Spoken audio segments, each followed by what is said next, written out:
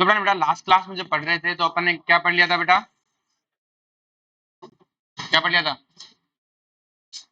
Haloform reaction पढ़ी थी। क्या पढ़ी थी बेटा, हेलोफॉर्म। तो बेटा हेलोफॉर्म रिएक्शन में अपन ने जो पढ़ा था तो उसमें अपन ने क्या देखा था कि हेलोफॉर्म के लिए CH3 ग्रुप होना चाहिए और सीधी ट्रिक है CH3 का क्या बना दो, हेलोफॉर्म। क्या बना दो, हेलोफॉर्म। एक ऑक्सीडेशन रिएक्शन है। कैसी रिएक्शन है बेटा, एक ऑक्सीडेशन रिएक्शन। हमारी बात में अब अपन हेलोफॉर्म से आगे बढ़ते हैं और आज अपन पढ़ते हैं गैब्रियल थैलेमाइड सिंथेसिस। देखो गैब्रियल थैलेमाइड सिंथेसिस आप जब बोर्ड का एग्जाम दोगे उसमें सीधा एग्जाम में क्वेश्चन आता है गैब्रियल थैलेमाइड सिंथेसिस लिखो। हमारी बात में लिख के आना होता है। अपने यहाँ पे जब क्वेश्चन आता है तो सबसे लल्लूलाल क्वेश्चन है, देख के आंसर हो जाता है इसका। लेकिन बोर्ड के एग्जाम के हिसाब से भी तुम्हारे लिए अच्छा है कि तुम बोर्ड का एग्जाम भी दोगे। तो देखो गैब्रियल थैलेमाइड सिंथेसिस पढ़ने के लिए अपने को क्या क्या चाहिए, चीजें चाहिए होती है। तो अगर मैं तुम्हें गैब्रियल थैलेमाइड से पहले मैं इसकी बेसिक चीजें बताता हूँ। तो देखो बेटा ये अपने पास क्या है बेटा, अपने पास एमाइड है। क्या है बेटा, आपको पता है किसी एमाइड का हाइड्रोलाइसिस करने पर क्या होता है कि जो ये NH2 ग्रुप है ये बाहर चला जाता है और इसका क्या बनता है, कार्बोक्सिलिक एसिड। क्या बनता है, और हमें पता है कार्बोक्सिलिक एसिड नहीं बन के मीडियम बेसिक है तो कार्बोक्सिलेट आयन बनता है। और आपको पता है ये NH2 ग्रुप जो बाहर निकला वो अमोनिया बन जाता है। अगर ये NH2 ग्रुप नहीं होके यहाँ पे मान लो NHR ग्रुप होता तो यहाँ बाहर क्या निकल जाता, RNH2। जैसे ये होता RC डबल बॉन्ड NHR होता तो आपको क्या करता है, OH माइनस अटैक करता और NHR बाहर निकलता और आपका क्या बनता, RC double bond OH plus NHR। इस पे क्या आता, नेगेटिव चार्ज, और ये H प्लस लेके क्या बन जाता, एमीन। क्या बन जाता, एमीन। एक तो ये समझ में आया, क्लियर है। दूसरा हमारे लिए इसमें क्या यूजफुल है कि अगर हम कार्बोक्सिलिक एसिड में अमोनिया डालें तो आपको पता है इसका OH जाएगा, इसका H तो जाके क्या बनता है, एमाइड। तो देखो कार्बोक्सिलिक एसिड से एमाइड और एमाइड से वापस कार्बोक्सिलिक एसिड, बस ये इस रिएक्शन के बेस में काम आएगा। देखो ध्यान से, रिएक्शन शुरुआत कहां से होती है एग्जाम में वो तो बात की बात है, ये यहां से शुरू नहीं होती है। तो मैं तुम्हें बता रहा हूं, अगर मैं कार्बोक्सिलिक एसिड में एक अमोनिया डालूं तो ये थैलिक एसिड है। कौन सा एसिड है बेटा, थैलिक। ये हमारा थैलिक एसिड है, क्लियर। दो कार्बोक्सिलिक एसिड आमने सामने, उसे क्या बोलते हैं, थैलिक एसिड। ऑर्थो वाले को क्या बोलते हैं, थैलिक। घर से पता करके आओगे मेटा वाले को और पैरा वाले को क्या बोलते हैं, क्लियर है। ऑर्थो वाले को क्या बोलते हैं, थैलिक।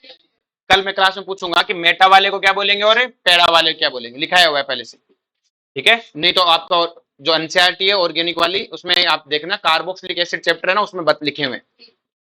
अब देखो इसमें हमें पता है ये OH और ये अमोनिया है, इसका OH जाएगा, इसका H, यहाँ से H2 बाहर, तो क्या ऊपर वाली जगह एमाइड बन जाएगा। लेकिन एक बार एमाइड बनने के बाद दोबारा भी तो बन सकता है, नीचे कार्बोक्सिलिक एसिड है, इसका OH और उसका H, और ये जो चीज बनेगी बेटा ये है थैलेमाइड। क्या है बेटा, इसलिए इसका नाम है गैब्रियल थैलेमाइड सिंथेसिस। क्या नाम है, ये थैलेमाइड हमारा रिएक्टेंट होगा, मेन रिएक्टेंट। अब ये जो थैलेमाइड है, अगर थैलेमाइड का वापस हाइड्रोलाइसिस करूं तो वही रिएक्शन देखो, यहां से उड़ेगा और यहां से उड़ेगा, तो इन दोनों का तो क्या बन जाएगा, कार्बोक्सिलिक एसिड। ये जो NH बाहर निकलेगा हाइड्रोजन लेके अमोनिया बना लेगा। बस इसी कंसेप्ट को यूज करना है। ये तो मैंने आपको पहले बेसिक समझाया कि थैलेमाइड रिएक्शन क्या था, कि यहां समझाना ना पड़े।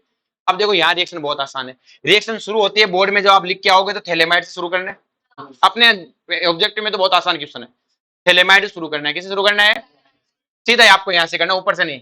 इसमें डालेंगे KOH। क्या डालेंगे, KOH एक बेस है। बेस क्या करता है, H प्लस कहा जाता है। H प्लस कहां पे, ये रहा। इसे H प्लस को कहते हैं, N पे कैसा चार्ज आएगा, नेगेटिव। N पे कैसा चार्ज आएगा, नेगेटिव। अब N पे नेगेटिव चार्ज है तो क्या ये नेगेटिव चार्ज R पे टेक करेगा, क्यों टेक करेगा, क्योंकि मैंने इसमें डाला है RX से। क्या डाला है, पहले इसी H प्लस को क्यों खाया, क्योंकि H plus negative charge resonance से स्टेबल है। मैंने इसमें RX डाला, N पे नेगेटिव चार्ज न्यूक्लियोफाइल है, SN2 मैकेनिज्म फॉलो करता है। किसको फॉलो करता है, क्योंकि बेटा X एक लिविंग ग्रुप, R अटैक करेगा, X बाहर हो जाएगा, क्या बन जाएगा, NR। क्या बन जाएगा, देखो वही सिचुएशन आ गई। अब मैं इसका हाइड्रोलाइसिस करूंगा। क्या करूंगा, तो आपको पता है इधर इधर से कार्बोक्सिलिक एसिड बनना चाहिए, लेकिन कार्बोक्सिलिक आयन, इसको दो हाइड्रोजन मिलके अमोनिया नहीं मिलके क्या बन गया, प्राइमरी एमीन। ये प्राइमरी एमीन बनाने का सबसे बेहतरीन मेथड है। क्वेश्चन आता है प्राइमरी एमीन बनाने का बेस्ट मेथड सिंथेसिस लिखो, तो आपको ये पूरा लिखना होता है। आरी पास में अब इस रिएक्शन की खासियत क्या, ये SN2 है। अगर ये SN2 है तो ये वाला R ग्रुप क्या नहीं होना चाहिए बेटा, ऐसा नहीं होना चाहिए जो SN2 ना देता हो। SN2 कौन नहीं देता, टर्सरी नहीं देता, मतलब ये वाला हेलाइड ये रिएक्शन नहीं देता, इवन ये वाला हेलाइड भी ये रिएक्शन नहीं देता, जो नहीं देते। अगर ये हेलाइड रिएक्शन नहीं देता तो क्या आप ये बना सकते हो, चलो मैं बाद में पूछता हूँ। यहां तक समझ में आया बेटा, SN2 रिएक्शन है, यहाँ पे प्राइमरी एमीन नहीं बनी। अब देखो बेटा ये रिएक्शन आप पहले भी पढ़ के आ चुके हो कि सर कहां पे, मैंने कहा याद करो, आपको याद कराई थी अमोनिया की रिएक्शन कराई थी आरएक्स से। ये रिएक्शन थी, अमोनिया इस पे अटैक करता है, क्या बनता है RnH2, फिर RnH2 इस पे अटैक करता है, क्या बनता है R2NH, और फिर RNH अटैक करता है R3X। अनकंट्रोल्ड थी, क्या थी? अब मैंने कंट्रोल कर दी, क्या कर दी? क्योंकि आपके पास एक ही एच को खाने की पॉसिबिलिटी है। जब आपके पास एच, जो 3H छोड़े नहीं, यहाँ 3H थे तो 3 बार रिएक्शन कर गया, अनकंट्रोल होगी, प्राइमरी सेकेंडरी टर्शियरी सब बन रहा है। अब मैंने क्या किया, इसके पहले एच को क्या कर दिया, 2 बार एच को यहां से देखो, ये अमोनिया के साथ रिएक्शन कराई और थैलेमाइड बनाई, नाइट्रोजन का एक ही हाइड्रोजन छोड़े, बेस एक ही हाइड्रोजन खाएगा तो एक ही आर जोड़ पाएगा, और लास्ट में बनेगा भी क्या, एक ही RnH2। थैलेमाइड डालने से क्या, और देखो आपका थैलिक एसिड मिल गया, वापस पानी डालो इसमें, वापस से क्या बन जाएगा, ये बन जाएगा, फिर से रिएक्शन करके थैलेमाइड बना लो, फिर से इसकी रिएक्शन करा लो। तो थैलेमाइड का काम इतना ही है ताकि रिएक्शन कंट्रोल हो जाए, क्या हो जाए, बाकी रिएक्शन तो पहले पड़ी हुई है हमारी, रिएक्शन तो यही हो रही है ऑलमोस्ट। मोटा मोटा देखें तो इस मोटे मोटे देखने में हमें क्या समझ में आई, आर ग्रुप आता कहां से, कि सर ये कार्बन चेन से आता है, क्या आता है, तो सीधी सीधी सारी बातें छोड़ो, RX को RnH2 बनाना है, RX को, अपने तो क्वेश्चन ऐसा आएगा जैसे थैलेमाइड दिखा, छोड़ देना आर का RnH2 का नहीं, खत्म। मैकेनिज्म में कोई जरूरत है, मैंने लिखा CH3X, आपने लिख देना CH3NH2। आगे बात में बोर्ड में आए तो इसे लिख के आना है, यहां से यहां तक लिख के आना है, ठीक है। प्राइमरी एमीन बनाने का मेथड है, कौन सा एमीन बनाने का मेथड है, लेकिन इस थैलेमाइड से हम ये नहीं बना सकते कि सर हम ये क्यों नहीं बना सकते, क्योंकि ये बनाने के लिए हमें ये यूज करना पड़ेगा और इस पे थैलेमाइड अटैक नहीं कर पाएगा। इसी तरह हमें पूछता है ये बना सकते हो क्या, ये तभी बना सकता हूं जब ये हो, और ये तो देता नहीं है SN2, ये इसके ड्रॉबैक हो गए, ये इसके क्या हो गए, तो रिएक्शन तो हमें मुश्किल है ही नहीं, क्वेश्चन तो सीधा कर देंगे। अपने लिए तो बहुत आसान सी रिएक्शन है, RX का RnH2 पहले करके आए कि क्या है कि हमें ऐसा लिखाएगा, ऐसे देखो रिएक्शन कैसे लिखता है, शाना बहुत होता है, RX यहां लिखता है थैलेमाइड,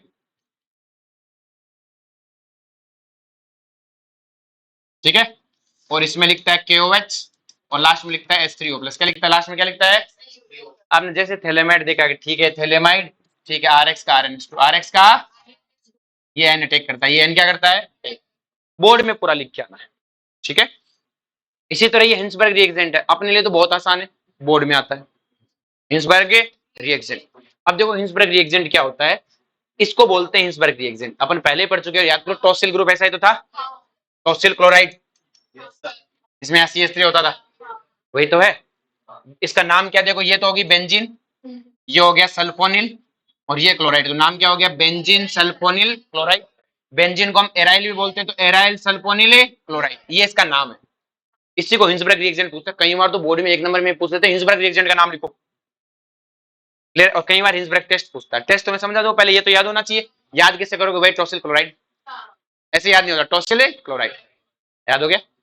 अब देखो रिएक्शन क्या है, हमें पता है ये H2N है, मैं हिंसबर्ग रिएक्टेंट में क्या डालता हूँ, प्राइमरी एमीन, प्राइमरी एमीन में नाइट्रोजन का लोन पेयर अटैक करेगा, यहाँ से Cl बाहर जाएगा, Cl बाहर जाएगा तो यहाँ NH जुड़ेगा, जो अटैक किसने किया है बेटा, H2N ने, किसने अटैक किया है, H2N में से हमें पता है ऑल ओवर अटैक किसका हुआ है, NH का, H+ छोड़ के अटैक होता है, तो हमें पता है इसका न्यूक्लियोफाइल NH है, नेगेटिव चार्ज उसी पे है, तो सीधा अटैक करवा दिया अपन ने, तो आपका ये बना।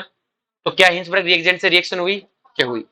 फिर देखो बेटा क्या इसके पास ये वाला हाइड्रोजन एसिडिक है कि नहीं है, क्योंकि ये हाइड्रोजन हटने के बाद नेगेटिव चार्ज रेजोनेंस से स्टेबल है, तो क्या कहता है कि ध्यान से, इसमें साइड में क्या निकला बेटा, इसका H+ रिलीज हुआ, यहाँ Cl, तो HCl भी बाहर निकलेगा ना, भाई ये अपने नेगेटिव चार्ज से अटैक कर रहा है, Cl बाहर, तो इसने अपना H+ रिलीज कर दिया HCl, तो ये मत करना कि इसमें NaOH से रिएक्शन करता है, NaOH से तो HCl भी रिएक्शन कर सकता है, हम बोलेंगे हिंसबर्ग रिएक्टेंट प्राइमरी एमीन से रिएक्शन करता है।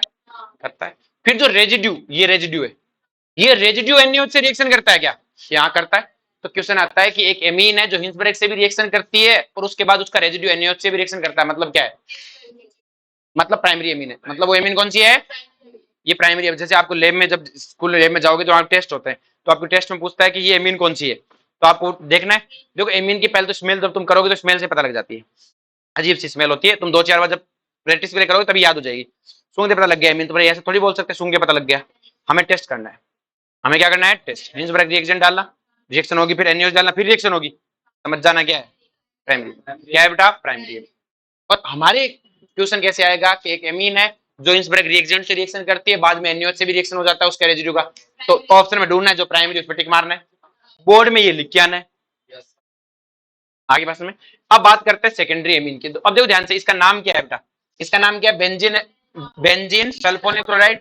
इसका नाम क्या है? N benzene, N alkyl, sorry N alkyl benzene sulfonyl chloride. Sulfonic amine नाम है सर, क्लोरीन थोड़ी एमीन है ना इसमें। ये सभी में लिखा हुआ है, इसमें भी एमीन कर लेना, इसमें भी क्या कर लेना, ठीक है। अब सेकेंडरी एमीन है। सेकेंडरी एमीन में क्या होता है बेटा? यही होता है सेकेंडरी एमीन। ये प्राइमरी की तरह, ये भी सेकेंडरी के लिए यहाँ आर लिखना बेटा। क्या लिखना है? एक आर, दो आर होने चाहिए सेकेंडरी में। अब ये अपने लोन पेयर से अटैक करेगा। अटैक तो लोन पेयर से कर रहा है, हमें पता है H प्लस निकाल देगा। और अटैक करने के बाद आर आर डैश आएगा, यहाँ से H प्लस निकलेगा, यहाँ से ClHCl, यही अटैक क्यों किया? कि सल्फर पे पॉजिटिव, उस पे नेगेटिव, तो ये NR2 जुड़ गया। अब जो ये रेजिड्यू आया, क्या ये बेस से रिएक्शन करने लायक है क्या? कैसे कह सकते हो? एसिडिक हाइड्रोजन ही हमारी बात, इसमें कोई एसिडिक हाइड्रोजन है। तो अब सेकेंडरी एमीन की पहचान क्या है? कि ऐसी एमीन जो हिंसब्रेक से तो रिएक्शन करती है लेकिन NaOH से, ये इसका टेस्ट हो गया। आगे इसमें क्या करना है? रिएक्शन तो बहुत आसान है, अटैक कराया, Cl बार, इसका H बार, ये तो हम हमेशा से करते हैं। अब बात करते हैं टर्सरी की। किसकी बात करते हैं? देखो मैंने उनके लिए मैकेनिज्म नहीं सीखा, इसके लिए मैकेनिज्म से बताता हूँ पूरा, है ना। देखो हमें पता है अटैक लोन पेयर से होना है। अटैक किससे होना है? जैसे अटैक लोन पेयर से होना है, ये ऑक्सीजन ऊपर जाने, रियलिटी में मैकेनिज्म तो यही है। O पे नेगेटिव चार्ज बना, O पे क्या बना? अब O का नेगेटिव वापस अंदर आएगा तो Cl भी बाहर जा सकता है, ये भी बाहर जा सकता है। अब तक तो सब में Cl ही बाहर जा रहा था, क्योंकि वो H प्लस रिलीज करता था। क्या रिलीज करते थे? अब इसने लोन पेयर से अटैक किया तो नाइट्रोजन पे कैसा चार्ज है? पॉजिटिव चार्ज है। नाइट्रोजन पे कैसा चार्ज है? और आपको पता है बेटा, अगर नाइट्रोजन पे पॉजिटिव चार्ज है तो वो बर्दाश्त लायक नहीं है। तो जैसे ही O नेगेटिव अंदर आएगा तो क्या होगा बेटा? Cl कहता मैं बाहर जाऊंगा, NR3 कहता मैं ही बाहर चला जाऊंगा। मैंने कहा तू क्यों जा रहा है? क्योंकि मेरे पे पॉजिटिव चार्ज बर्दाश्त है, दुनिया हंसेगी तो ये बाहर निकल जाएगा, ये बाहर है। तो क्या नेट कोई रिएक्शन हुई क्या? लेकिन यही रिएक्शन अगर देखो मैं प्राइमरी एमीन से करा रहा हूँ, तो प्राइमरी एमीन में भी शुरुआत में लोन पेयर ने अटैक किया, जैसे मैं रिएक्शन करके दिखाई देखो। अब तक मैकेनिज्म नहीं, मैंने पहले सिर्फ तुम्हें सीधा सिखाया है। ये S डबल बॉन्ड हो, S डबल बॉन्ड हो, Cl, और ये आपके पास प्राइमरी एमीन है। क्या ये अपने लोन पेयर से अटैक करेगी? लोन पेयर से अटैक करेगी तो पॉजिटिव चार्ज आएगा। अब पॉजिटिव चार्ज आए तो ये H प्लस को रिलीज कर देती है, तो पॉजिटिव चार्ज खत्म। अब O नेगेटिव जब वापस आएगा तो NH2 का NH कहेगा मैं बाहर नहीं जाऊंगा, मेरी कौन सी बेइज्जती हो रही है, तू ही बाहर जा, तू ही। इसलिए देखो प्राइमरी में तो रिएक्शन हुई, लेकिन टर्सरी में अब अपने को उसको थोड़ी बताना है। अपने को तो टर्सरी एमीन बनाना, सीधा लिखना नो रिएक्शन। क्या लिखना है? अपने को जब बोर्ड में क्वेश्चन आता है कि आप प्राइमरी सेकेंडरी टर्सरी एमीन को सेपरेट करने वाला टेस्ट लिखो, तो आपको लिखना है हिंसबर्ग टेस्ट। पहले प्राइमरी एमीन का ऐसे अटैक करवाना है, ये बनाना है, फिर NaOH और ये लिखना है। कहना प्राइमरी एमीन NaOH से हिंसबर्ग से भी रिएक्शन करती है और बाद में रेजिड्यू बेस से भी रिएक्शन करता है। फिर ये रिएक्शन लिखनी है और लिखना सेकेंडरी एमीन हिंसबर्ग से करते, रेजिड्यू से नहीं करती। फिर टर्सरी एमीन में ये लिख के सीधा लिखना नो रिएक्शन। ये तो मैंने तुम्हें बताया कि NR3 अटैक तो कर सकता है, लेकिन वापिस O नेगेटिव अंदर आएगा तो इसी को बाहर निकलना पड़ेगा। तो ऑल ओवर कोई रिएक्शन है तो अपने क्वेश्चन कैसे आएगा? अपने तो ऐसे आएगा एक एमीन है जो हिंसबर्ग से रिएक्शन नहीं करती, ढूंढो ऑप्शन में जो टर्सरी होगी। एक एमीन जो हिंसबर्ग से करती है, NaOH से नहीं करती, ढूंढो सेकेंडरी। आगे समझ में? अपने तो इतना ही टेस्ट बोर्ड में आता, बता दिया कैसे आता है, बोर्ड का क्वेश्चन अच्छा है। अब बात करते हैं कार्बिन। किसकी बात करते हैं? कार्बिन में सिर्फ दो ही रिएक्शन ऐसी है जो अपने कैमरे बोर्ड में आती है, बाकी पूरी कार्बिन अपने बोर्ड में नहीं आती। वो मैं दो बताता जाऊंगा कौन कौन सी बोर्ड में आती है। पहले कार्बिन को समझते हैं। जो कार्बिन क्या होता है? Electron deficient neutral carbon. Neutral है, न्यूट्रल है लेकिन इलेक्ट्रॉन डेफिशिएंट है। याद करो रिमट ईमान में पढ़ के आए थे आप, ये वाला इलेक्ट्रॉन डेफिशिएंट है लेकिन चार्ज नहीं। अब तक जितने इलेक्ट्रोफाइल थे सब पे चार्ज था, सब पे क्या था? चार्ज। इस पे चार्ज है। चलो जी, अब देखो बात करते हैं। एक वर्ड होता है स्पिन मल्टीप्लिसिटी। क्या होता है? इसको MS से लिखते हैं। अब याद करो जब मैंने आपको कभी एटॉमिक स्ट्रक्चर पढ़ाया था, तब मैंने आपको हुंस स्पिन मल्टीप्लिसिटी रूल था, तो वहां पर क्या पढ़ते हैं कि एक एक इलेक्ट्रॉन को पहले एक एक भरना होता है, बाद में पेयरिंग कराना होता है। रियलिटी में रूल ये होता है कि उसकी इलेक्ट्रॉन इस तरह से भरो कि स्पिन मल्टीप्लिसिटी मैक्सिमम आए। स्पिन मल्टीप्लिसिटी क्या है? इस तरह से भरो। स्पिन मल्टीप्लिसिटी होती है बेटा 2s+1। क्या होती है? 2s है, s होता है टोटल स्पिन। s क्या होता है? Total spin. तो स्पिन मल्टीप्लिसिटी क्या होती है? 2s+1। अब देखो स्पिन मल्टीप्लिसिटी आपसे निकलवा सकता है, कहता है इसकी स्पिन मल्टीप्लिसिटी बताओ। एक इलेक्ट्रॉन है तो स्पिन कितनी होगी? हाफ। स्पिन हाफ यहां रखूंगा तो स्पिन कितनी आएगी बेटा? 2। s की वैल्यू हाफ रखोगे तो ms कितना आएगा? 2। यहाँ पे स्पिन कितनी? एक। एक हाफ और हाफ कितनी होगी? 1। जब मैं s की वैल्यू 1 रखूंगा तो ms कितना आएगा? 3, एक एक एक कितने बेटा 3/2। जब मैं यहाँ 3/2 रखूं तो स्पिन कितनी आएगी 4। और अगर इसकी बात करूं तो प्लस हाफ माइनस हाफ 0, और ये कितना है प्लस हाफ रखूंगा तो वापस कितनी आएगी 2। आगे बात समझ में। अब इसका यूज क्या, देखो हमारे पास दो तरह की कार्बिन होती है। कितने तरह की कार्बिन होती है, दो। एक कार्बिन होती है सिंगलेट और एक होती है ट्रिपलेट। तो देखो ये वाली कार्बिन को देखो ध्यान से, इसमें दोनों इलेक्ट्रॉन पेयर्ड है बेटा, तो स्पिन कितनी प्लस हाफ और माइनस हाफ, तो स्पिन कितनी आई बेटा 0। अगर स्पिन 0 आई तो एमएस क्या होता है 2s+1, और स्पिन की वैल्यू एस की वैल्यू 0 रखूंगा तो एमएस कितना है 1, इसलिए इसका नाम सिंगलेट है। हमसे क्वेश्चन क्या पूछेगा, कुछ नहीं पूछना, बोर्ड में तो पूछता ही नहीं है। क्वेश्चन क्या आएगा, सिंगलेट कार्बिन के लिए स्पिन कितनी होती है 0, तभी तो सिंगलेट आएगा, वरना सिंगलेट आएगा कैसे। ट्रिपलेट में दोनों, यहाँ तो दोनों इलेक्ट्रॉन पेयर्ड है, यहाँ दोनों इलेक्ट्रॉन अलग अलग रहते हैं, तो स्पिन कितनी आएगी हाफ, और हाफ कितनी आया 1, स्पिन 1 आएगी तो 1 रखते हैं कितना आएगा 3, इसलिए इसका नाम ट्रिपलेट, इसका नाम है सिंगलेट। बोलो कोई दिक्कत है। जनरली ये ट्रिपलेट ज्यादा स्टेबल होती है क्योंकि दोनों इलेक्ट्रॉन अलग अलग बैठे, यहाँ दोनों इलेक्ट्रॉन साथ रहते हैं, लड़ाई करते रहते हैं, क्या करते रहते हैं लड़ाई। तो ट्रिपलेट कार्बिन क्या होती है बेटा, कम स्टेबल होते हैं जनरली, ट्रिपलेट क्या होती है ज्यादा स्टेबल। आगे बात में, तो generally triplet carbon is a more stable then singlet carbon due two electron electron repulsion. इसमें इलेक्ट्रॉन रिपल्सन, ऐसा मत करना, इनमें ये दोनों साथ बैठे लड़ते रहते हैं, क्लियर है। But in the case of back bonding, अगर किसी केस में बैक बॉन्डिंग हुई तो आपकी कौन सी ज्यादा स्टेबल हो जाएगी बेटा, सिंगलेट ज्यादा स्टेबल हो जाएगी। देखो बैक बॉन्डिंग कैसे होगी, जैसे ये एक एग्जांपल लो, एक एग्जांपल ये लो, ये कौन सी है देखो देख के पता लग गया ट्रिपलेट है, और ये कौन सी है सिंगलेट है। अब देखो फ्लोरीन के पास लोन पेयर है, लेकिन क्या इसको दे सकता है क्या, जगह ही नहीं है। लेकिन यहां देखो लोन पेयर सिंगल खाली, तो क्या अपने लोन पेयर इसको दे सकता है, तो बैक बॉन्डिंग होगी। बैक बॉन्डिंग होगी तो कार्बन को क्या मिलेंगे एक्स्ट्रा इलेक्ट्रॉन, क्या मिलेंगे एक्स्ट्रा इलेक्ट्रॉन। जो डेफिशिएंट चीज को एक्स्ट्रा इलेक्ट्रॉन मिलेंगे तो मौज हो जाएगी कि नहीं हो जाएगी, तो कहेगा ये ज्यादा स्टेबल, ये क्या है ज्यादा स्टेबल। यहाँ इलेक्ट्रॉन दे पाएगा क्या, ये कहता है मैं देना चाहता हूँ, तेरे पास जगह ही। इस केस में ट्रिपलेट सिंगलेट क्या है ज्यादा स्टेबल। अगर मैं 3 सिंगलेट दूं, ये तीनों सिंगलेट है, अगर इन तीनों सिंगलेट में बात करूं तो ये एच है, तो क्या यहाँ बैक बॉन्डिंग पॉसिबल है क्या है, लेकिन यहाँ पॉसिबल है, क्लोरीन पे लोन पेयर है, यहाँ भी पॉसिबल है। तो हमने कहा तेरे पास तो क्या नहीं है बैक बॉन्डिंग नहीं है, तो सबसे पीछे जा, तो सबसे।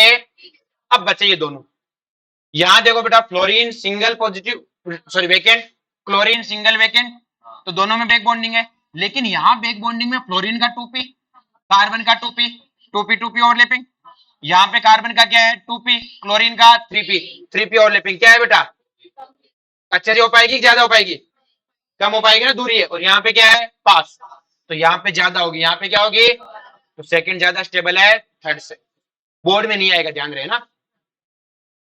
अब फॉर्मेशन ऑफ कार्बिन, देखो कार्बिन फॉर्मेशन कैसे होगा। कार्बिन फॉर्मेशन का एक सिंपल सा याद रखो, देखो सिंपल सी कहानी है, एक कार्बन है उस पर नेगेटिव चार्ज आना चाहिए पहले, और फिर कोई से इलेक्ट्रॉन लेके भाग जाए, एक ही तरीका है।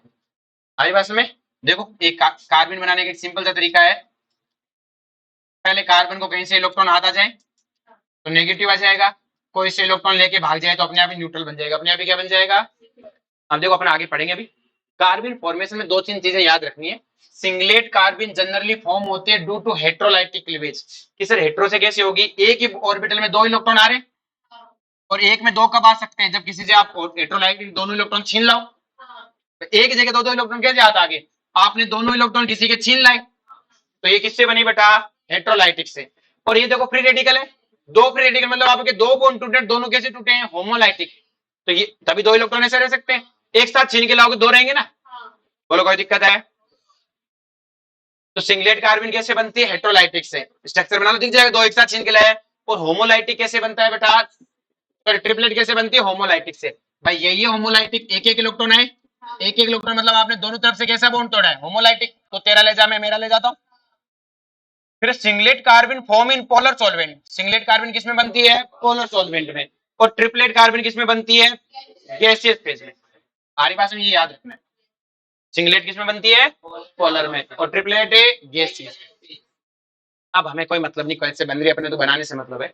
जैसे बेटा कोई भी बेस दे दे, कोई भी, इस हाइड्रोजन को खाएंगे तो इस हाइड्रोजन के दोनों इलेक्ट्रॉन को कार्बन खा जाएगा, तो कार्बन के पास देखो ये 2 इलेक्ट्रॉन है, मैं दोनों इलेक्ट्रॉन को नेगेटिव से दिखा रहा हूँ, ऐसे 2 इलेक्ट्रॉन छीन के लाए। अब कार्बन क्लोरीन को बर्दाश्त नहीं है, क्लोरीन को बर्दाश्त है वो इसके इलेक्ट्रॉन लेके भाग जाएगा, वो इसको इलेक्ट्रॉन लेके, और अगर वो इसके इलेक्ट्रॉन लेके भाग जाएगा तो कार्बन पे क्या आएगा, वैकेंट ऑर्बिटल। क्या आएगा, वैकेंट। भाई यहाँ से इलेक्ट्रॉन लेके भागेगा तो आना पॉजिटिव चाहिए, लेकिन पहले से किसी का छीन के लिया तो नेगेटिव पॉजिटिव क्या हो गया, न्यूट्रल। लेकिन ये दोनों इलेक्ट्रॉन बचे हुए थे इसके पास, ये वाले लेके इस बॉन्ड के गया है, तो क्या एक वैकेंट ऑर्बिटल भी आएगा। आगे बात में तो देखो, कार्बन बनाने का सिंपल तरीका है, नेगेटिव चार्ज होना चाहिए, फिर कोई आपसे छीन के भाग जाए, फिर कोई आपसे छीन के, जैसे ये हमने यही बेस डाली H प्लस को खा के नेगेटिव चार्ज, अब भागेगा कौन, Br। क्यों, कार्बन ब्रोमीन बॉन्ड वीक होता है, कारण क्योंकि बॉन्ड बड़ा है ना, तो ब्रोमीन भाग जाएगा, तो इस पे पहले से नेगेटिव इलेक्ट्रॉन लेके भाग गया तो क्या बन गया, कार्बन। जैसे ये आपको याद है एनयोजिन कैल्शियम ऑक्साइड कराते थे, डी कार्बोक्सिलेशन, डी कार्बोक्सिलेशन में CO2 उड़ा देते हैं, इस पे नेगेटिव चार्ज आता है, और नेगेटिव चार्ज आते हैं क्लोरीन को बर्दाश्त से, यहाँ से क्लोरीन भागेगा, क्या बन जाएगा, कार्बन। क्या बन जाएगा, इसको बोलते हैं बेटा सॉरी डाई एजोमेथेन। क्या बोलते हैं, डाई एजोमेथेन, हमें पता है इसको तो डाइजोनियम बोलते हैं ना, और ये मेथेन। इसकी स्ट्रक्चर ध्यान रखना, इसको ऐसे लिखते हैं CH2N2, CH2 यही है बेटा। अब देखो यहाँ नेगेटिव चार्ज है, यहाँ डबल बॉन्ड का आपस में रेजोनेंस है, क्या है, डबल बॉन्ड का नहीं है, लेकिन क्या डबल बॉन्ड का नहीं है तो इसका मतलब ये पाई बॉन्ड किसी काम का नहीं है। तो देखो नेगेटिव सिंगल डबल, क्या नेगेटिव की दुकान चल पड़ेगी, नेगेटिव सिंगल है तो बताओ नेगेटिव चार्ज अंदर आएंगे तो दोनों इलेक्ट्रॉन आगे जाएंगे, तो कार्बन पे क्या आएगा, नेगेटिव चार्ज आया। अब देखो N2, नाइट्रोजन पे तो पहले पॉजिटिव था, अब आपको पता है नाइट्रोजन इलेक्ट्रॉन लेके भाग जाएगा क्योंकि नाइट्रोजन स्टेबल गैस है, और कार्बन पे नेगेटिव चार्ज बर्दाश्त से, जैसे ही इलेक्ट्रॉन लेके भागेगा तो क्या नाइट्रोजन न्यूट्रल बन के निकल जाएगा, और इसके कोई इलेक्ट्रॉन छीन लेगा तो ये क्या बन जाएगा, कार्बन। क्या बन जाएगा, ये बनाने के मेथड हुए। अब इसकी रिएक्शन की बात करें, सबसे पहले इसकी रिएक्शन है एल्किन के साथ। आपको याद है पेरोक्साइड की रिएक्शन कराते हो किसी डबल बॉन्ड के साथ में, तो पेरोक्साइड क्या करता है, किसी डबल बॉन्ड हटा के इपोक्साइड बना देता है। सेम रिएक्शन डबल बॉन्ड के साथ है, बस इसमें इपोक्साइड की जगह क्या आएगा, CH2। क्या आएगा, बस ये सिंपल सी रिएक्शन है।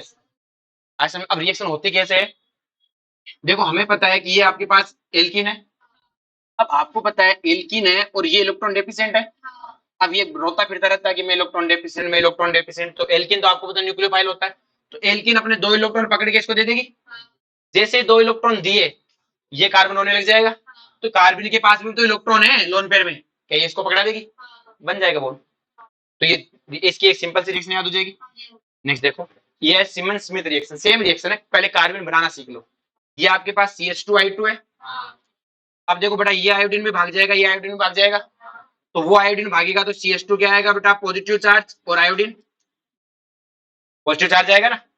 जिंक बेटा है, कौन बेटा है, क्या जिंक के पास आउटर मोस्ट में दो इलेक्ट्रॉन एक्स्ट्रा होते हैं, जिंक 4s2, तो क्या जिंक अपना एक इलेक्ट्रॉन देगा, तो क्या ये इस पे, जैसे ये मेरे पास CH2I2, तो एक आयोडीन भागेगा, तो एक आयोडीन भागने से क्या आएगा बेटा, एक पॉजिटिव चार्ज आएगा, और जिंक है, जिंक अपना एक इलेक्ट्रॉन दे देगा इसे, और एक इलेक्ट्रॉन देते पॉजिटिव चार्ज तो खत्म हो जाएगा लेकिन न्यूट्रल ही बन पाएगा। भाई इसका एक इलेक्ट्रॉन छीन के ले गया, तो एक इलेक्ट्रॉन इसे दे दिया, देते हैं वापस को, फिर एक और आयोडीन भाग जाएगा,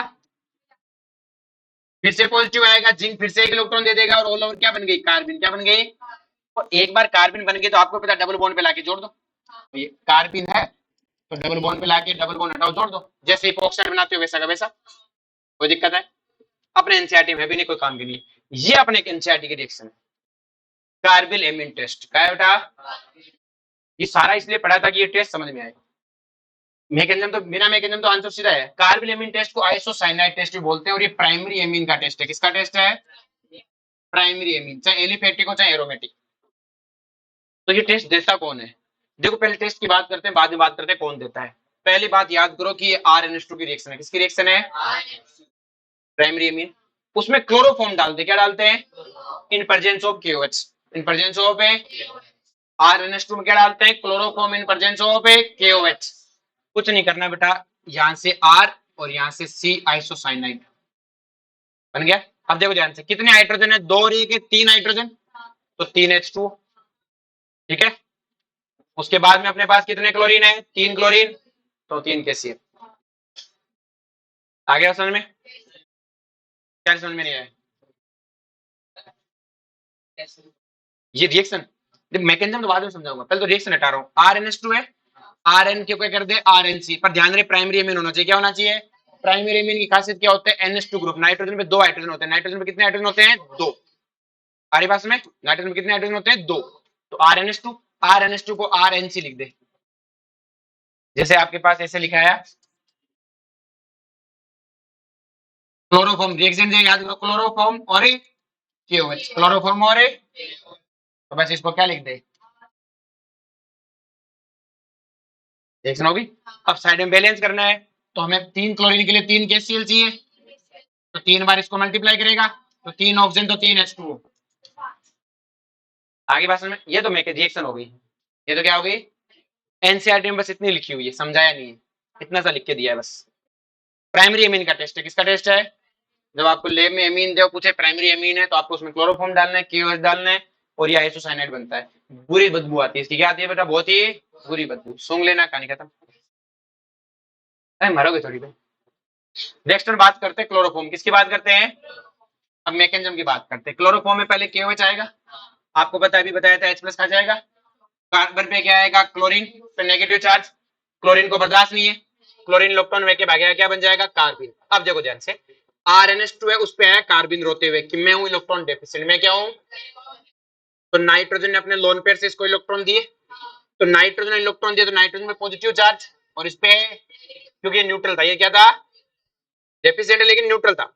अब नाइट्रोजन में पॉजिटिव चार्ज आया तो नाइट्रोजन क्या बुलाएगा, एक बेस को बुलाएगा और अपने एक H+ को रिलीज कर देगा, जैसे रिलीज करेगा क्या बन जाएगा, RNH और कार्बन पे क्या नेगेटिव, उसके पास 2 क्लोरीन बैठे और क्लोरीन को बर्दाश्त से फिर से भागेगा लेके, फिर से कार्बन बन जाएगा, फिर कार्बन होने लग जाएगा, नाइट्रोजन अपने लोन पेयर फिर से देगा, जब लोन पेयर देगा तो नाइट्रोजन पे क्या आएगा, पॉजिटिव, और कार्बन ने लिए तो कार्बन पे क्या आएगा, नेगेटिव चार्ज, क्या आएगा, और कार्बन पे नेगेटिव चार्ज आ गया, नाइट्रोजन पॉजिटिव, फिर से बेस को बुलाएगा, पहले अपने H+ को निकालेगा, अब कार्बन पे नेगेटिव क्लोरीन को बर्दाश्त है, ये लेके भाग गया, फिर से क्या बन गया, अपने रेडिकल कार्बन बन गई, और कार्बन बने नाइट्रोजन का था भाई ये हाथ जोड़े, ये आखिरी बार है, ये क्या है, अब की बार तो मेरे पास H+ भी नहीं है, ये अपने लोन पर इसको डोनेट करेगा, जैसे डोनेट करेगा इस पे नेगेटिव, इस पे है, लेकिन अब से छेड़ने वाला कोई बात नहीं है, लेकिन आपको सिखाया था पॉजिटिव चार्ज, एक पे पॉजिटिव एक पे नेगेटिव, तो इस तरह से कोऑर्डिनेट दोनों एटम को दिखाता है ना पॉजिटिव एंड,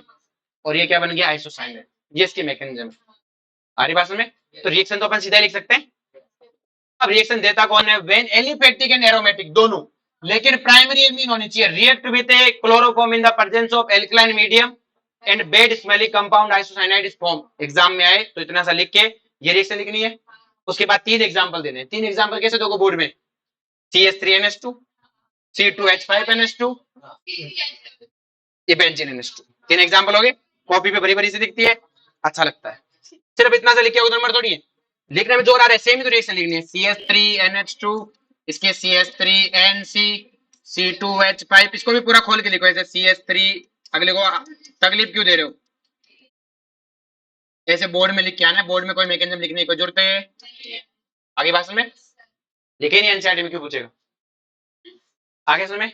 अब देखो बड़ा ध्यान से, हमने सीखा था साइनाइड है, इस साइनाइड के रिडक्शन करने पे दोनों जगह हाइड्रोजन आ जाता है, प्राइमरी एमीन बनती है, और हाइड्रोलाइसिस करने पे देखो ध्यान से ये बाहर चला जाता है, तो इस पार्ट का क्या बनता है, कार्बोक्सिलिक एसिड, क्या बनता है, और ये अमोनिया नाइट्रोजन वाला पार्ट बाहर चला जाता है, यही आइसोसाइनाइड के लिए करना है।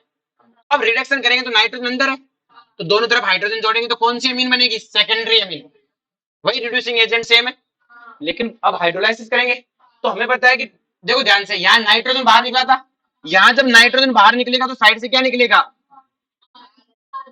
प्राइमरी एमीन, क्या निकलेगी, ये देखो इधर से इसी का बनेगा ना कार्बोक्सिलिक एसिड, यहाँ पर कार्बन का बना था, यहाँ पर भी कार्बन का बनाओ, तो इस कार्बन का, एक कार्बन का कार्बोक्सिलिक एसिड कौन बनेगा, फॉर्मिक एसिड, कौन सा बनेगा, और यहाँ से RnH2 बार, RnH2, अगर मैं मीडियम बेसिक ले लेता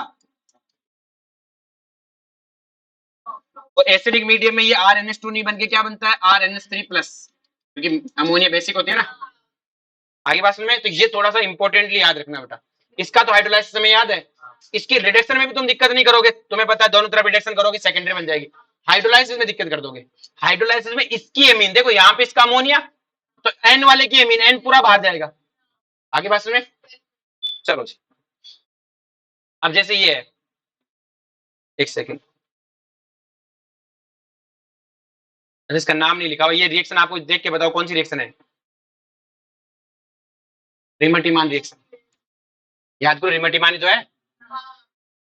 अरे बोलो रिमेटिमान है कि नहीं है?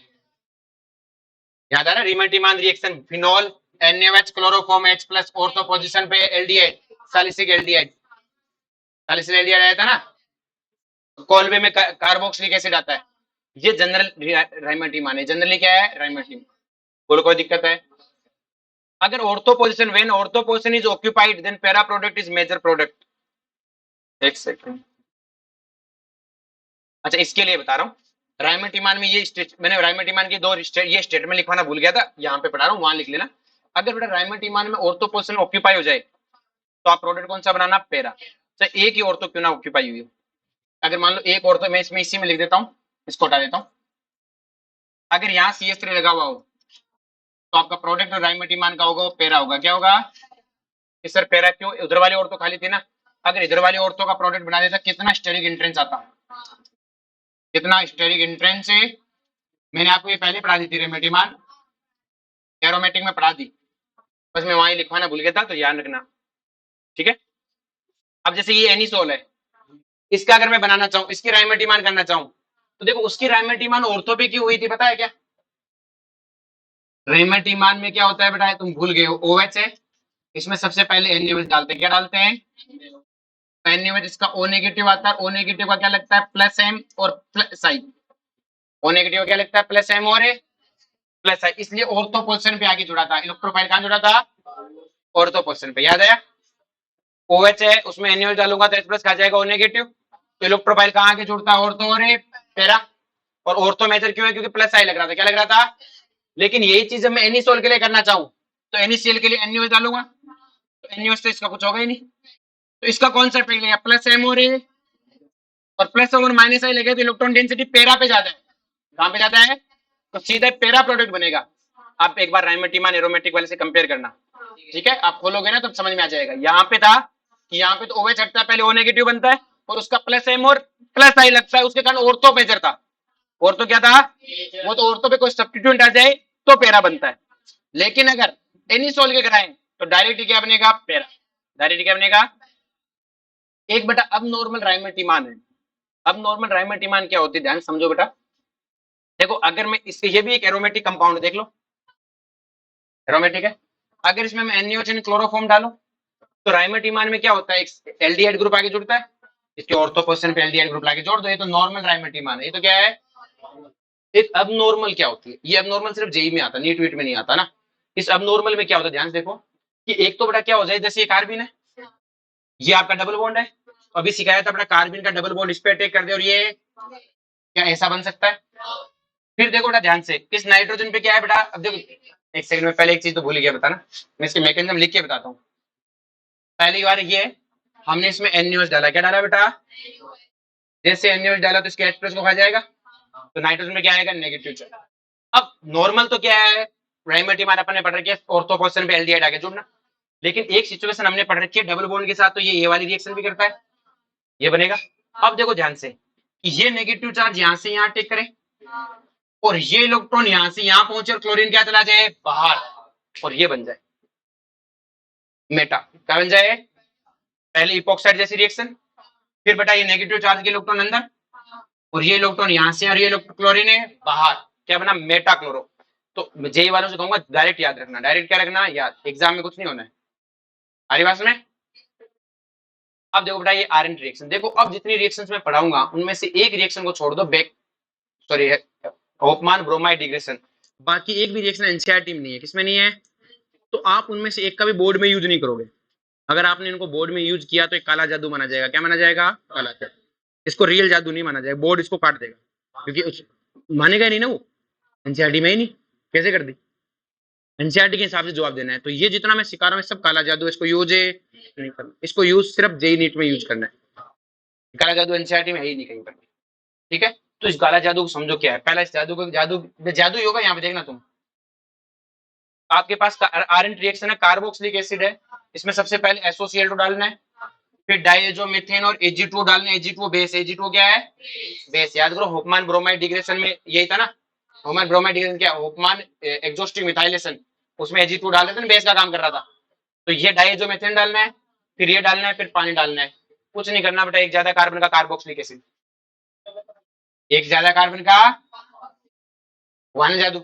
अब इसकी मैकेनिज्म भी जादू ही है, पर अपने सीधा याद रखना, अपने सीधा याद है।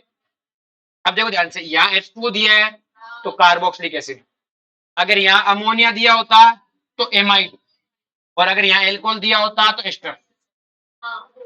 क्योंकि देखो ध्यान से, आपको मैं अभी सिखाता हूँ, ये ध्यान से। तो एक ज्यादा कार्बन है, कार्बोक्सिलिक एसिड बनाना है। अब इसकी मैकेनिज्म देखो पहले कैसे होती है, बड़े अजीब है। सबसे पहले कार्बोक्सिलिक एसिड में SOCl2 डाला, ये हमारी रिएक्शन पड़ी हुई है, OH हटके Cl, OH हटके क्या आएगा।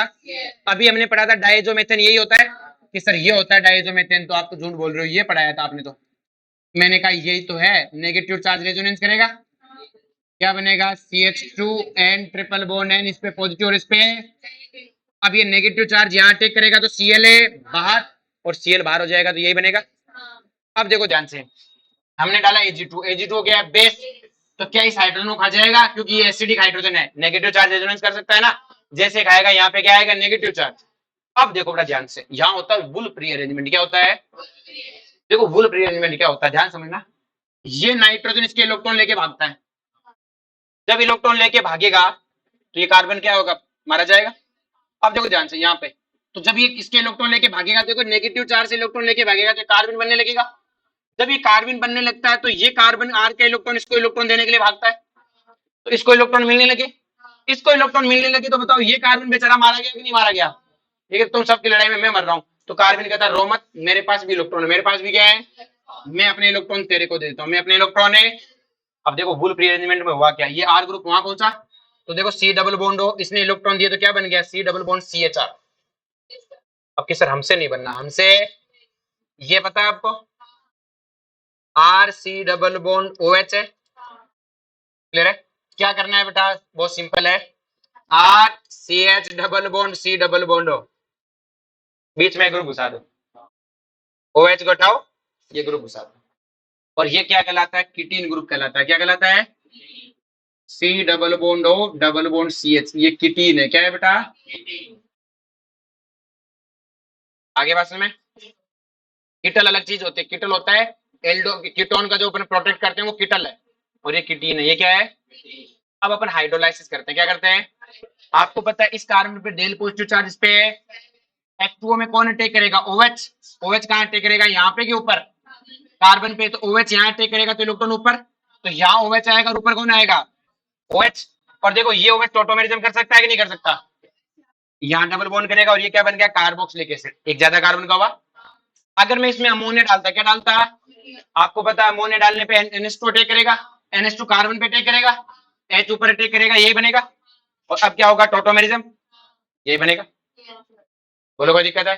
फिर देखो अगर मैं इसमें एल्कोहल डालता तो अटैक कौन करता, OR, कहाँ अटैक करता, कार्बन पे, OR कार्बन पे अटैक करता तो ऑक्सीजन ऊपर जाता, ऊपर क्या बनता OH, फिर टोटोमेरिज्म करता। कि सर इतना नहीं होना, इतने बस की बात है, मैं करना ही नहीं है, बस इसे याद रखना है, यार ये क्या है, यहाँ पानी कुछ भी दिया हुआ हो आपको तो कार्बोक्सिलिक एसिड बना देना एक ज्यादा कार्बन का, जैसे ये दिया अमोनिया, अपने को अमोनिया से मतलब नहीं, इसका एक ज्यादा कार्बन का कार्बोक्सिलिक एसिड बना दो, बना दिया। अब अमोनिया दे रखा है, कार्बोक्सिलिक एसिड में अमोनिया डालने में बड़ों बड़ों को पता है माइट बनता है, और अगर ROS दिया होता तो एस्टर बना देता, एक ज्यादा कार्बन का, एक है। आगे समझ में, मैकेनिज्म कौन पूछ रहा है, कोई नहीं पूछ रहा, आ रही बात समझ में। नेक्स्ट देखो बेटा ध्यान से, reaction with carbonyl acid, carboxylic acid, carboxylic acid with diazoethane. कि अगर डायरेक्ट देखो यहाँ पे मैंने कार्बोक्सिलिक एसिड की डायरेक्ट रिएक्शन नहीं कराई, पहले SOCl2 से कराई है फिर करवाई। अगर मैं डायरेक्ट ही करा दूं तो देखो डायरेक्ट कराऊंगा तो इस पे नेगेटिव चार्ज, इस पे H+ है, सबसे पहले इसके H+ को खा जाएगा, जैसे H+ को खाएगा क्या बन जाएगा, RC डबल बॉन्ड है O नेगेटिव। आगे बात में, अब हमने कोई बेस तो डाल नहीं रखा, इस पे नेगेटिव N2 तो भागेगा, N2 लिविंग ग्रुप हुआ तो ये इस पे अटैक कर देगा, डायरेक्ट क्या बन गया एस्टर, लेकिन उतने ही कार्बन का, उतने ही। आ रही बात में, बोलो कोई दिक्कत है। इसी तरह अगर मैं रिएक्शन ऑफ डाइएजोमेथेन को एल्कोहल से करा दूं तो एल्कोहल में भी ये नेगेटिव चार्ज H+ को खाएगा, RO नेगेटिव बनेगा, RO नेगेटिव अटैक करेगा N2 बाहर, क्या बन गया ईथर, क्या बन गया। तो हमने क्या सीखा कि अगर आपके पास कोई कार्बोक्सिलिक एसिड है उसमें अगर SOCl2 डाल के फिर उसमें डाइएजोमेथेन डाले फिर Ag2O डाले और फिर पानी डाले, तो एक ज्यादा कार्बन का कार्बोक्सिलिक एसिड, और अगर यहाँ पानी की जगह अमोनिया डाले तो कार्बोक्सिलिक एसिड का एमाइड बना दो, एल्कोहल डाले तो एस्टर बना दो। और अगर इसमें डायरेक्ट ये जो मेथेन डाले तो डायरेक्ट उतने ही कार्बन का एस्टर। बस सीधे याद रखो 2 लाइन में।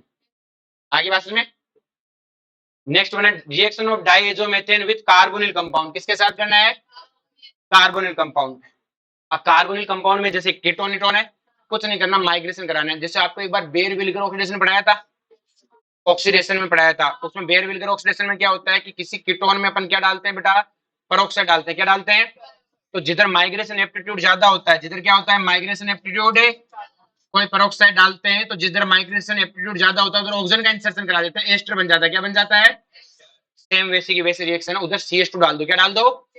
अगर आपने कार्बोनिल कंपाउंड की डायरेक्ट रिएक्शन डाइएजोमेथेन से कराई तो जिधर कार्बन जिधर माइग्रेशन एप्टीट्यूड ज्यादा उधर क्या डाल दो? CH2।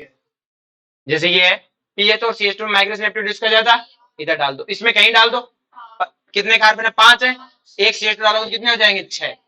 पर ये रिएक्शन किसी काम की बस पड़ी है, ज्यादा काम की अगर आप इन पे टाइम वेस्ट करोगे तो टाइम वेस्ट ही माना जाएगा। समझ में?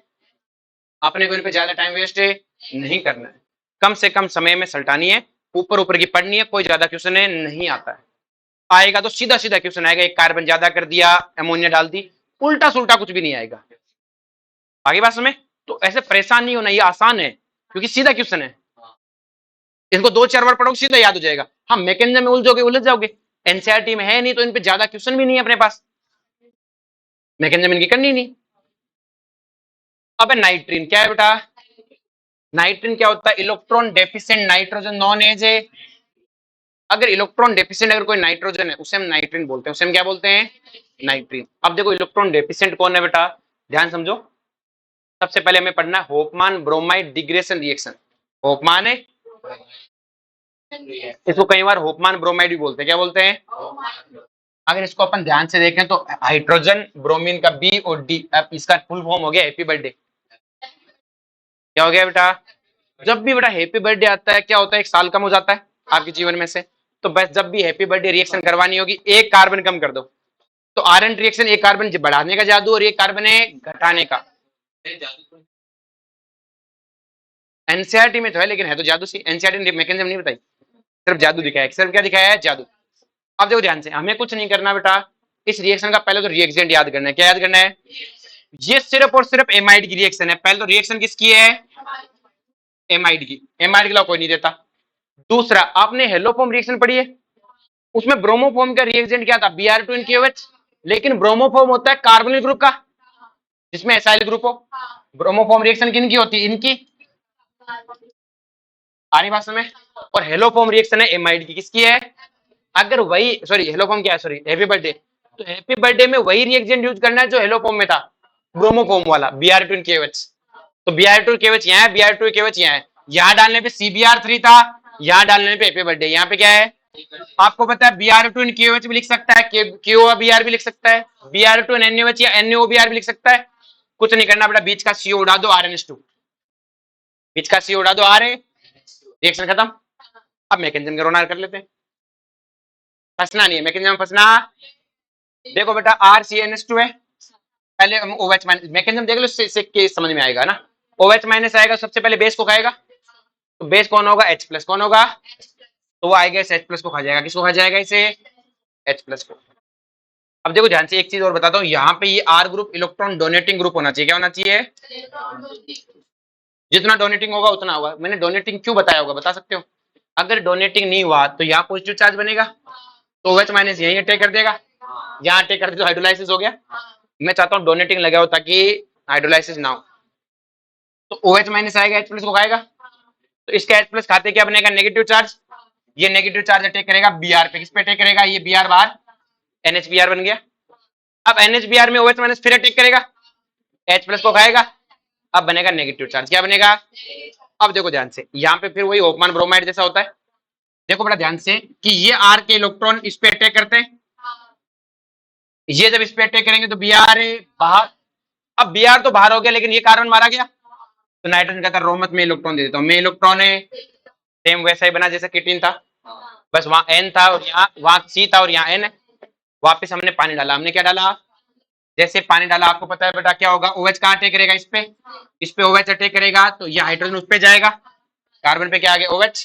अब क्या होगा, टोटोमेरिज्म क्या होगा, और जैसे टोटोमेरिज्म होगा तो क्या बन जाएगा, ये बन जाएगा।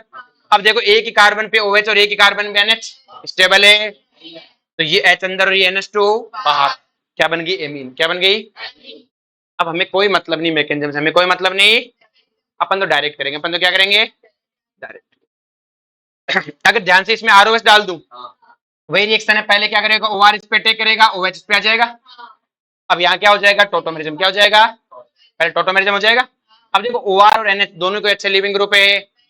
इसी तरह अगर मैं इसमें अमोनिया डाल दूं, तो अमोनिया किस पे अटैक करेगा, कार्बन पे, कार्बन पे अटैक करेगा तो सिंपल सी कहानी क्या होगा बेटा, O ऊपर जाएगा और NH2OH, और यहाँ क्या हो जाएगा, टोटोमेरिज्म। ये सिर्फ जेई में है, ये सिर्फ किसमें है, वो भी एडवांस में, मेन तक तो भी नहीं। अब हमें कोई मतलब नहीं रिएक्शन से, भूल जाओ मैकेनिज्म को, हमें क्या उड़ाना है, CO, क्या उड़ाना है। जैसे हमारे पास, और ये इंट्रामोलिक्यूलर रिएक्शन है, मतलब एक मोलिक्यूल को दूसरे मोलिक्यूल से कोई फर्क है आपको, जैसे Br2 and KOH एमाइड, इसका CO उड़ा दो और इसका NH2 इस पे जोड़ दो, इस वाले में इसका CO उड़ा दो। अगर एक रिएक्शन में दो अलग अलग तरह के एमाइड लूं तो आपस में रिएक्शन है, ये CO उड़ेगा NH2, ये CO उड़ेगा, अपनी अपनी रिएक्शन, अपनी अपनी, बोलो कोई दिक्कत है, आगे बात में। अब क्वेश्चन पूछता है इनमें से कौन अच्छा है बेटा, जो फास्ट हैप्पी बर्थडे देगा, हैप्पी बर्थडे वो देगा जिसमें इलेक्ट्रॉन डोनेटिंग ग्रुप हो। तो देखो इसमें OCH3 लगा हुआ है, CH3NO2 है तो विड्रॉ है, विड्रॉ वाला सबसे पीछे, फिर ये नॉर्मल, और ये सबसे ज्यादा डोनेशन, और ये प्लस H वाला डोनेशन। आगे बात में। अब एक स्पेशल केस हैप्पी बर्थडे, अब देखो स्पेशल केस पढ़ना है, सिर्फ क्या पढ़ना है, स्पेशल, उसी के लिए मैकेनिज्म सिखाया, वरना तो मैकेनिज्म बिना काम हो रहा है मेरा। देखो क्या होता है, इसे खत्म करते हैं। आपको पता है पहली स्टेप में आपने KOH डाला, यही हाइड्रोजन एसिडिक है, खा जाएगा, क्या आएगा, नेगेटिव चार्ज आएगा इस पे, और फिर ये नेगेटिव चार्ज Br पे अटैक कर देगा, यहाँ Br आ जाएगा। अब हैप्पी बर्थडे करने के लिए मुझे पता है हैप्पी बर्थडे तभी होता है जब RC डबल बॉन्ड NH2 हो, फिर RC डबल बॉन्ड NHBr बने, और लास्ट में RC double bond N negative Br बने, तब रिएक्शन होती है। अभी तो मेरी वो सिचुएशन पहुंचा ही नहीं। अब OH माइनस नाइट्रोजन पे अटैक करेगा नहीं, कहां अटैक करेगा, कार्बन पे, किस पे करेगा, जब इस पे अटैक करेगा तो इधर से बाहर, तो क्या बन जाएगा, RC डबल बॉन्ड, इस पे क्या आ गया, नेगेटिव चार्ज। अब देखो हैप्पी बर्थडे वाली मैकेनिज्म आ गई कि नहीं आ गई, अब पूरी मैकेनिज्म लगाने की जरूरत नहीं है, सीधा यहां से CO2 उड़ाओ, NH2 लगाओ, सीधा कार्बन CO2 उड़ाओ, सीधा NH2, और NH2 नेगेटिव, फिर H प्लस डाल दे ऊपर OH। अब आगे वो फिर से बता क्या कर सकता है, इनका फिर से एमाइड बना सकता है, रिएक्शन कर सकता है ना, आगे वो ऑप्शन भी दे सकता है वो। हाँ सेम ही तो थे, अरे सेम ही तो है अभी, आगे वाले में देख, इधर देखो, ये Br2 KOH डाला, पहले H खा जाएगा, NBr आया, OH माइनस इस पे भी कर सकता है, और हमने ऊपर वाले पे टेक रहे इधर से बाहर, ऊपर तो क्या बन गया, कार्बोक्सिलिक एसिड नहीं बन के कार्बोक्सिलिक एंड बेसिक मीडियम था, नीचे N पे नेगेटिव है, और इसे देख के क्या याद आया, हैप्पी बर्थडे, हैप्पी बर्थडे में CO2 डालो और NH2 लगाओ। अब लास्ट एग्जांपल इसका, सेम रिएक्शन है, अब की बार मैंने बस NO2 दिया है, पहले स्टेप में H खाएगा, Br जुड़ गया, अब OH माइनस इस पे भी अटैक कर सकता हो रे, जो तो भी पूछ रहा था। अब NO2 लगाया तो फर्क पता लगेगा, लेकिन आपको पता है NO2 का क्या लगता है, -M और -I कहां लगता है, ऑर्थो पैरा पे, ये ऑर्थो और ये, तो ये इस पे -M लगाएगा तो यहाँ ज्यादा पॉजिटिव चार्ज आएगा, तो OH ऊपर ही अटैक करेगा, ओवर ऊपर अटैक करेगा तो इधर से बाहर, और N पे नेगेटिव, आपको पता है इसको उड़ा के क्या लगा देना है, NH2। आगे बात में, चलो जी लास्ट एंड फाइनल, चलो ठीक है कल कर लेंगे। अब बस कल ये बचा, नेम रिएक्शन खत्म हो जाएगा, उसके बाद सिर्फ अपने को एक चैप्टर और पढ़ाना है, कार्बोक्सिलिक एसिड वाला, 5-4 पन्ने उसके, उसमें लैब टेस्ट है, उसमें क्या है बेटा, लैब टेस्ट है, बहुत इंटरेस्ट आता है लैब टेस्ट पढ़ने, फिर एनसीईआरटी पढ़ाऊंगा, पता है मुझे।